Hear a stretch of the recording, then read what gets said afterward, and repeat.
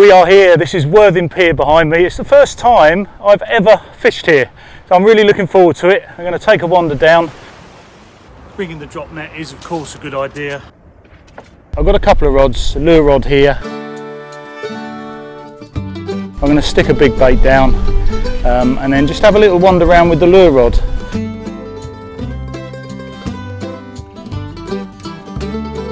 The water is certainly clear enough for some lure fishing. And then we may be using some live baiting in a minute. Oh, we're here, I've finally made it. Everyone's been asking about it, Worthing Pier.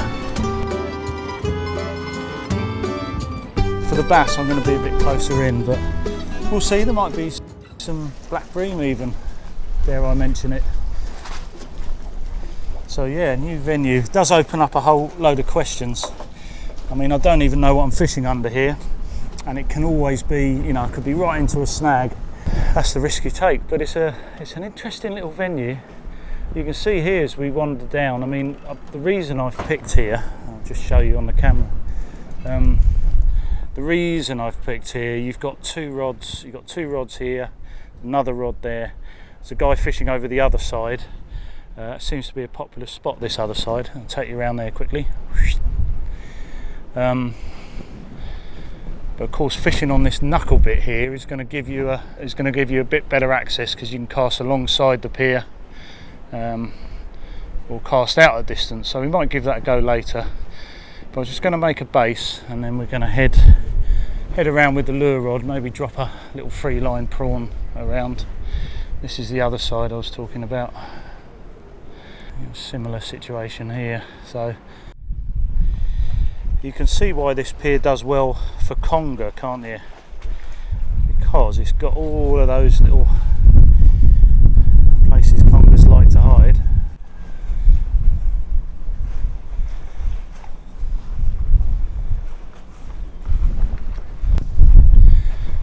So we've got Shoreham there, and then further round is Brighton. You can just about, well, you can see the cliffs actually at Seaford there.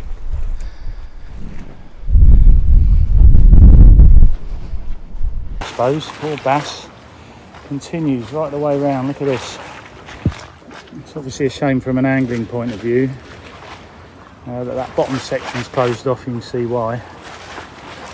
Gold Olympic medal down there, look. Okay, there we go. As you know, piers have gaps that things can fall through, so always check to see what the boards are like. Luckily I don't think my phone will go through that gap.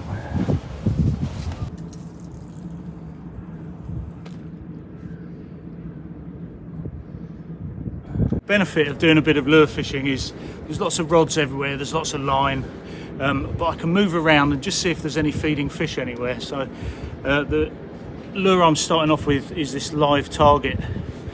You can see there that I've left I have left the little tag end on there, but I think that's still what prawns do, isn't it?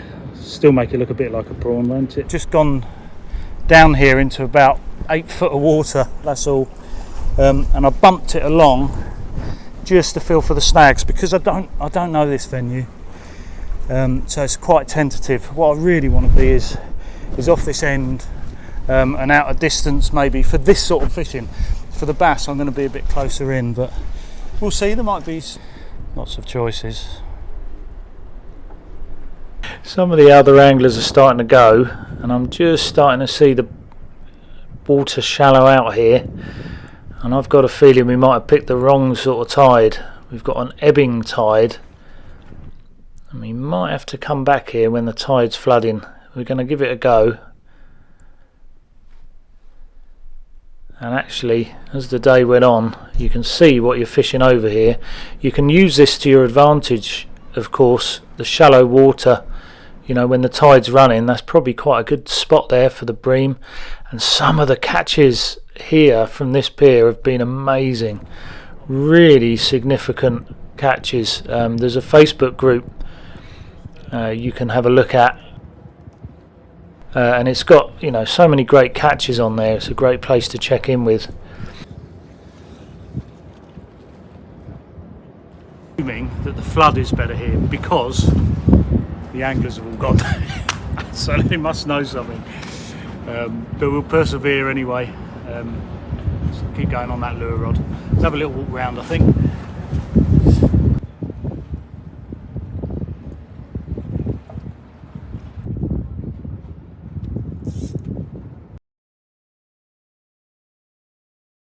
Got some prawns here. You can see how they deteriorate if you don't look after them properly.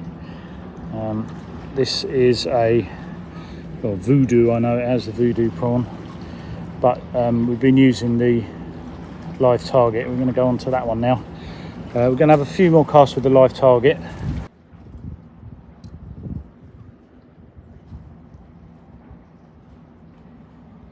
I'll give this bucktail jig a try. So taking a look on Google Maps, you can see Worthing Pier, obviously off the town of Worthing. It does get quite busy there in the town you're passing. Something to be mindful of, obviously, if you're driving in and trying to work through the crowds. But what a fantastic spot for the reef that runs intermittently all the way up to Chelsea. Very good for smoothhound, that reef. Usual sort of town facilities with things like parking, train station and what have you. I managed to park in a multi-storey for a £5 all day on a Sunday. But yeah, you can almost see there, and we'll take a better look at it later, that you're literally fishing over the middle of a reef. You see those sort of the reef system there and what you'd be aiming at. As I say, real shame that you can't fish the end of that pontoon, but you can almost cast at individual bits of sand there, can't you? That's the other option. So relatively shallow, of course, but you will find some deeper gullies with a skillful. Prime Angling is the local tackle shop. You should get pretty much all you need in there, although I did have to come with some fresh bait. They didn't have any fresh worms when I was there, but I'm sure that a lot of that's to do with the type of tides as well. You usually pick these things up when tides are longer and the lugworm diggers can get out. So very close to the tackle shop. You can even nip back and get some weights that you might have lost.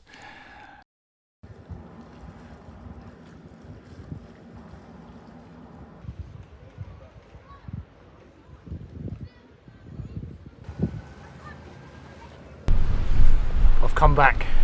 Very different tides. We suffered last time. I think you could see that the tide, although the tide was low, it was also a neap tide, so the tidal movement is a lot less. We've come back on a spring tide. I'm going to need my hood even though it's July. Come back on a spring tide. They're bigger tides, so the difference between low water and high water is greater. That will lead to a lot more movement of fish in and off this reef. You can see in many ways it's unfishable at the moment from this side of the pier. We're fishing onto the east side. As soon as that water starts going across that little reef here, that's when the fish in theory move in. Just spoken to a couple of locals, same story, should have been here yesterday. I've got good hopes for it today, I think. Intermittent showers, they said. I'll show you a little bit of the setup that we got.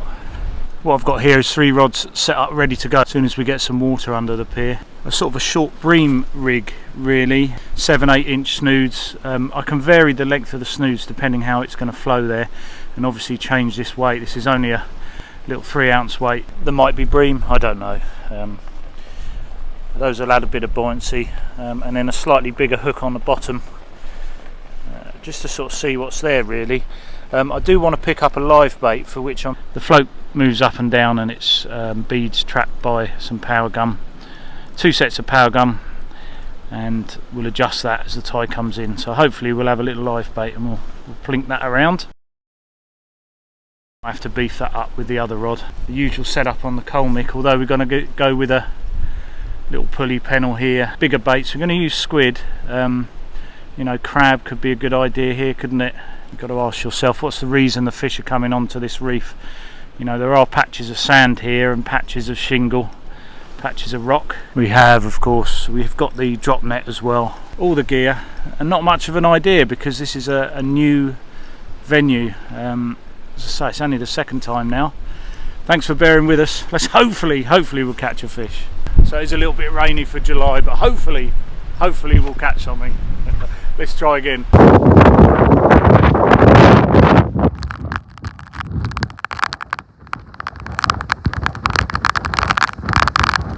guys down there, they really know what they're doing. They've just gone through some of their catches. They're on a Facebook group as well.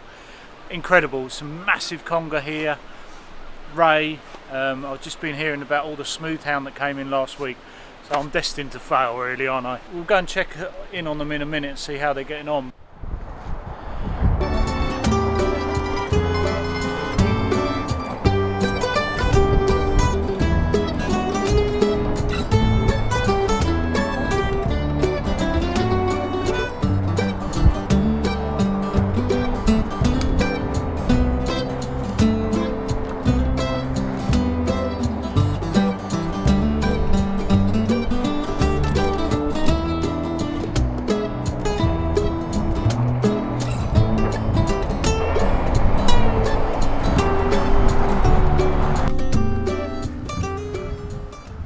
Well, I always say when you come to a pier for the first time, speak to the locals. They know more than anyone. Some of these guys have been fishing, you know, the pier for years and years. They know the good times and they know the bad times. One of those such people is my friend Tyler. If you can spare us a couple of minutes, because here they're just about to get their baits in for the ray and conger. But I'll see if Tyler's keen to talk to me. Oh, mate. Right. Saying about conger, rays, I mean, taking thick here, isn't it? Yeah, there's take thick really. There you can get anything today. There should be some straps there, and there should definitely be some undulate. Oh really? Yeah. You don't get many thornbacks down. So I thought there was blonde ray. No, you get painted down at Shoreham, more thorny, yeah, and then up there it's undulates. Good. You get the odd thorny mixed in. Yeah. I mean, that's something to, you know, for the channel, for you watching. That's something you've never seen on the channel, is it? Those sort of rays. Abu, it's a Tronics Pro Banzai mat with the high-speed Abu and just a simple fixed up and over rig. Yeah. So set up for, you were saying set up for the ray, but you'll be able to winch in a conger with that, wouldn't you? Easily. So I use the same stuff for congers and the rays. It's just simple go-to gear, really. Let's have a look at these rigs. So that is similar to what I'm using today. Slightly, yeah. It's like almost exactly the same. 5 ounce lead. Yeah. See, I'm undergunned again, aren't I? Typical bass angler. So you're telling me about the smoothhound last week as well. Sounds good. They do. We go really well off there. You'd get nights where you'd get 50, 60 seconds back in. But then the next day, on the re-zero. It was 2 weeks ago now, I think, we had, between 5 of us, we had 32, and the biggest went just shy of £13. I mean, that's ridiculous fishing, isn't it? The conger, size-wise then, off this pier, you're telling me you've seen quite a few big ones. I've seen them over 30 up there. I know of mid-40s, but the average is between 8, 15, and some days 20. Very changeable weather. What we're getting here is just the waves plucking on that braid. Unfortunately, you can't overhead cast here, but there's maybe a little tap on there. Yeah, there might be a little tap on there, you know.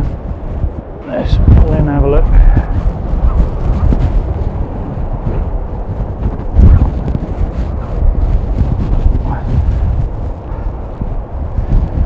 First snag of the day.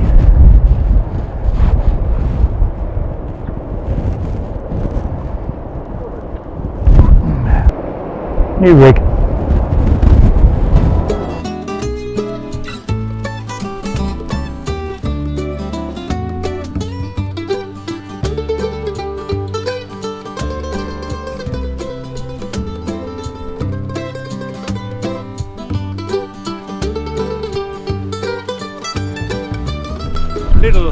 A little bit undergunned here.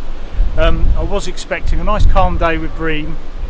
We've just got a 3-hook flapper lug with squid on there. I'm just dropping it down with a lure rod just under the pier, see if we can get ourselves a live bait, or maybe even a bream.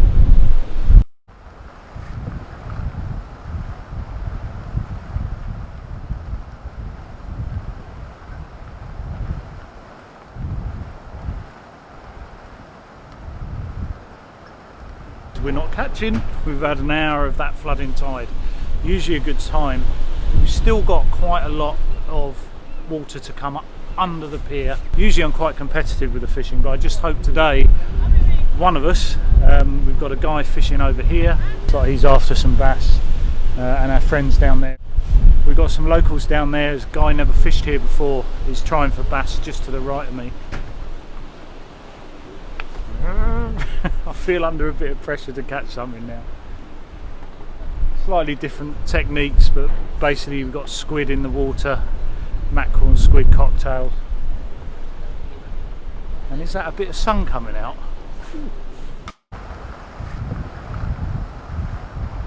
So almost everyone's over the sheltered side away from the wind. I'm just going to pop one into the wind. You can see here right on the corner where the current changes. Shallow water there. Try dropping that in.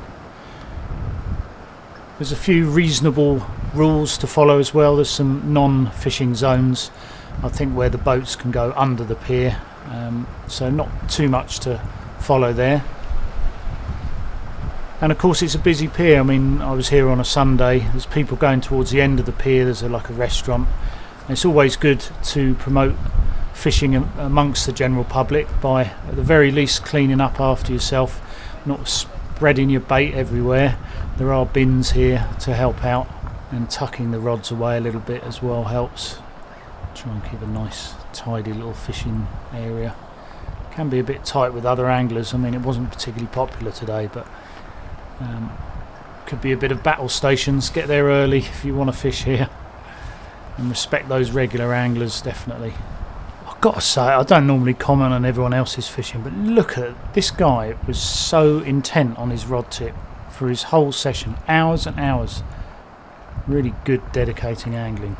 Well done, that man. Just been speaking to a couple of the locals here, and they reckon 6 of these, 1, 2, 3, 4, 5, 6, it's 45 centimetres, which you don't really want to keep bass under at least 42. I'd say 6 of these then, you know you can keep a bass. 1, 2, 3, 4, 5, 6. It's alright, isn't it? It's quite a good little gauge. They're all the same sort of width.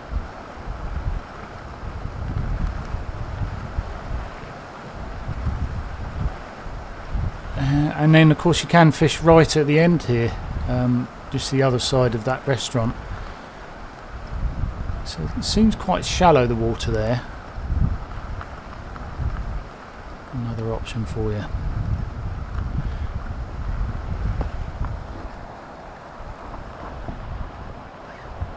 No fish for any of us. Oh, hang on. Only a little one, but yeah. It's alright, you got some in. You missed one as well, didn't you? Just with that being the same. Yeah, small crab, yeah. Well, I'll get him back.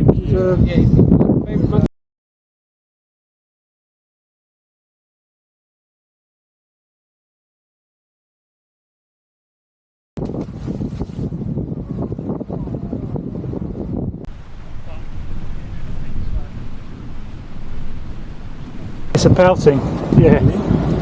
Look at that, I've never seen one that big from the beach.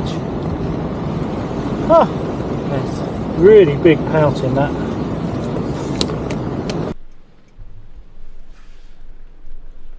I hope that gives a little bit of a taster of what Worthing Pier has to offer. It can get a lot better. I was really pleased we managed to get a couple of fish on camera for you. Yeah, have you fished here before? Is this somewhere you want to fish? I've certainly picked up a number of tips today. Things like consider fishing the ebb as well and the top of the tide. Don't fish the low tide, I think we know that already. And conditions really dictate the type of fishing you'd want to do. You know, we came with the lure stuff. We could have been live prawn fishing, things like that. So it does offer quite a lot, doesn't it? It does offer quite a lot. Have you fished here? Let us know in the comment, and if you like fishing from piers, you can check out that video there where we head to Eastbourne. Alternatively, the video over there is exactly what YouTube thinks you should be watching for some reason. So there you go, that's Worthing Pier.